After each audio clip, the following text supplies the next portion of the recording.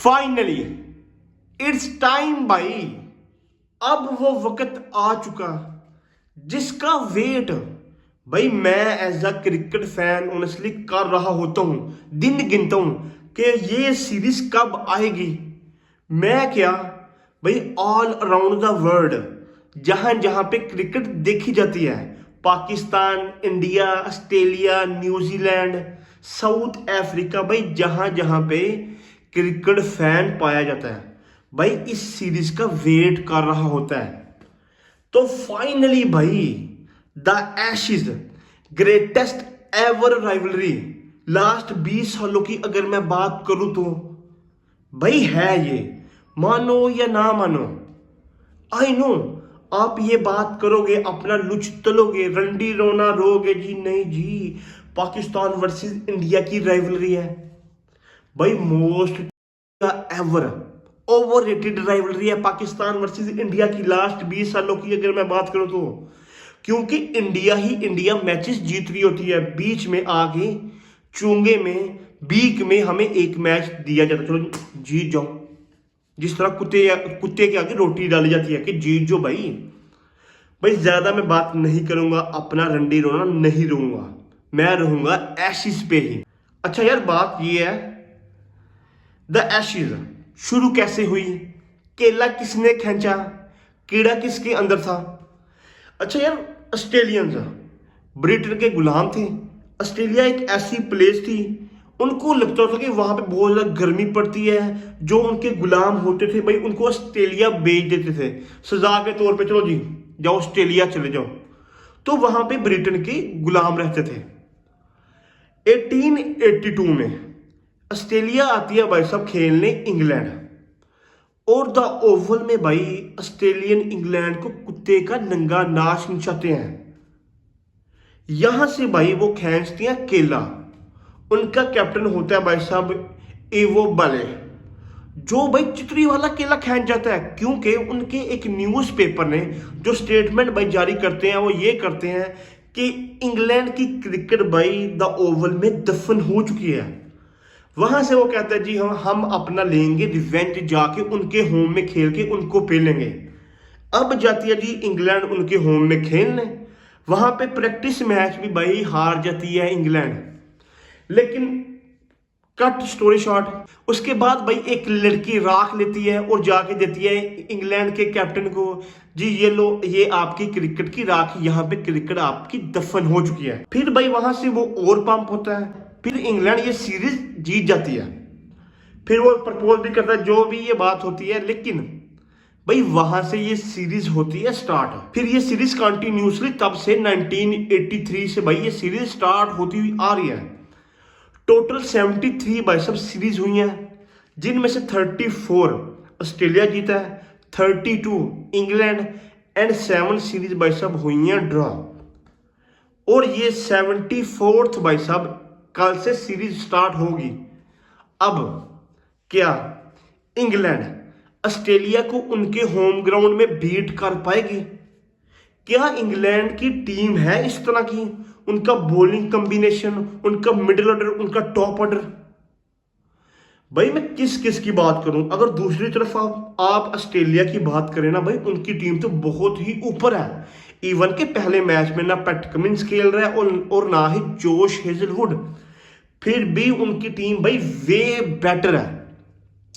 क्योंकि इंग्लैंड का ना टॉप ऑर्डर परफॉर्म करके दे रहा है, मिडिल ऑर्डर ठीक है भाई, हैरी ब्रूक है, जो रूट है, बेन स्टोक्स भी भाई उस तरह से परफॉर्म नहीं कर रहा। बेन डकर की फॉर्म थोड़ी बहुत ऊपर नीचे हुई पड़ी है। बॉलिंग भाई शुएब बशीर, अगर आपको पता हो जो लास्ट सीरीज उस बंदे ने खेली थी अगेंस्ट इंडिया के, उसकी इतनी अच्छी परफॉर्मेंस वहां पे है ही नहीं। जोफ्रा आर्चर इतनी लंबी इंजरी के बाद आ रहा है, मार्क वुड भी इतनी लंबी इंजरी के बाद आ रहा है। ठीक है भाई, जोफ्रा आर्चर पिछले साल डेढ़ से टीम में है, लेकिन वो बंदा प्रॉपर नहीं खेल रहा। मार्क वुड अभी अभी आया है, क्या उस तरह से परफॉर्म करेगा? ब्रैडन कर्ट्स परफॉर्म करेगा? क्या शुएब बशीर ऑस्ट्रेलिया में परफॉर्म करेगा? तो भाई ये बहुत से क्वेश्चन मार्क हैं इंग्लैंड की परफॉर्मेंस पे। मतलब बहुत ही मुश्किल होगा मेरे ख्याल से कि इंग्लैंड जीत के जाए भाई ऑस्ट्रेलिया के होम में। पहला मैच में भी maybe I don't know भाई जीत जाए, लेकिन भाई मुझे नहीं लगता कि ऑनेस्टली कि इंग्लैंड ऑस्ट्रेलिया को उनके होम में बीट करेगी। मुझे तो ऐसे ही लग रहा है भाई कि 4-1 से मेरे ख्याल से भाई ऑस्ट्रेलिया ने जीत जाना, जिस तरह की परफॉर्मेंस है भाई। आई डोंट नो भाई क्या होता है क्या नहीं। अगर मैं थोड़ी सी बात करूं भाई ऑस्ट्रेलिया की, अगर मैं थोड़ी सी बात करूं ऑस्ट्रेलिया की टीम की, उस्मान ख्वाजा ठीक है भाई, उसकी फॉर्म नहीं लगी हुई, लेकिन स्टीव स्मिथ जिस तरह से परफॉर्म कर रहा है, ट्रेविस हेड, एलेक्स कैरी, वो बंदा भी रन बनाते हुए आ रहा है। उस्मान ख्वाजा लास्ट सीरीज में उस बंदे से रन नहीं थे बने। वेबस्टर मेरे ख्याल से खेलेगा, आई डोंट नो भाई, अभी 11 तो आई नहीं भाई, फिर भी उनकी स्क्वाड बेटर है, अच्छी स्क्वाड है, उनके प्लेयर फॉर्म में, ये बहुत बड़ा प्लस पॉइंट होगा। उनकी बैटिंग परफॉर्म करे ना करे, लेकिन उनकी बॉलिंग भाई एक दफा इमेजिन करके देखो ऑस्ट्रेलिया की बॉलिंग के बारे में। Josh Hazlewood, Boland, Mitchell Starc and PAT Cummins, Nathan line, ये 5 बॉलर हैं जिनमें से 4 खेलते हैं भाई। बोलैंड वो बॉलर है जो बेंच पे बैठा होता है। अगर बोलैंड किसी और टीम में हो ना, लाइक इंडिया में, इंग्लैंड में, साउथ अफ्रीका, न्यूजीलैंड, पाकिस्तान में, तो हो खैर जो भी, मैं ये गंदी बात नहीं करना चाहता भाई, हर टीम के अगेंस्ट वो बंदा स्टार्ट करेगा। लेकिन ऑस्ट्रेलिया की टीम में वो बंदा खेल रहा है, वो बंदा बेंच से स्टार्ट करता है, बेंच पे बैठा था, चौथा उनका मेन बॉलर है। आप खुद भाई साहब इमेजिन करो कि ये क्या टीम है। बैटिंग देख रहे हैं, उनका top order, middle order, lower order, फिर उनकी बॉलिंग अटैक, नथन लाइन बुजुर्ग लोंडा। आई नो भाई उनकी टीम बुजुर्ग है, लेकिन भाई एक्सपीरियंस, परफॉर्म, भाई उनको पता ही नहीं होता कि भाई प्रेशर क्या है, प्रेशर कहते किसको है, प्रेशर होता भी है दुनिया में, प्रेशर नाम की कोई चीज एग्जिस्ट भी करती है भाई, उनको कुछ नहीं पता ऑस्ट्रेलिया वालों को। जिस तरह से वो परफॉर्म कर रहे होते हैं, जिस तरह की वो टीम है ना, खा जाना भाई बहुत बड़ा मिरेकल होगा मेरे ख्याल से। अगर इंग्लैंड जीत के चली गई, बहुत ही डिफिकल्ट होगा भाई इंग्लैंड के लिए, जो उनके साथ का कुत्ते का नंगा नाच होगा ना, PAT Cummins and Josh Hazlewood ना खेलते हुए फिर भी भाई, मैं ऑनेस्टली ये पहला मैच जीत जाऊं, अगले 4 मुझे लगता भाई वो आपको जीतने देंगे, क्योंकि पैट कमिंस भोसड़ी का, उसके दिमाग में कैलकुलेशन होती है हर चीज की, वो कहीं से भी आपको हिलने नहीं देंगे। तो भाई आई डोंट नो भाई क्या होता है क्या नहीं। अगर मैं थोड़ी सी बात कर लूं, सारी बातें छोड़ो, अगर मैं दे दूं अपनी prediction the Ashes 2025 and 26 season की, कि कौन सा एक ऐसा बैटर होगा जो टॉप रन स्कोरर होगा, कौन सा एक बॉलर जो टॉप विकेट टेकर होगा, और कौन सा प्लेयर भाई सरप्राइज पैकेज हो सकता है। अगर मैं बात करूं भाई कौन एक बैटर जो टॉप रन स्कोर करेगा इस सीरीज में, कंट्रोवर्शियल है आई नो, मेरे ख्याल से भाई ट्रेविस हेड इस एशेज सीरीज का भाई टॉप रन स्कोरर होगा, क्योंकि भाई जिस तरह वो पेलता है ना, फ्री हैंड होकर खेलता है, घंटा फर्क नहीं पड़ता भाई उसे, उसको पता होता है जब वो क्रीज पे बैटिंग करने आता है, उसे पता होता है कि भाई मैंने ये करना है, रोकनी है तो उसने रोकना है, मारना है तो उसने मारना है, स्ट्राइक रोटेट करना है तो उसने स्ट्राइक रोटेट करना है।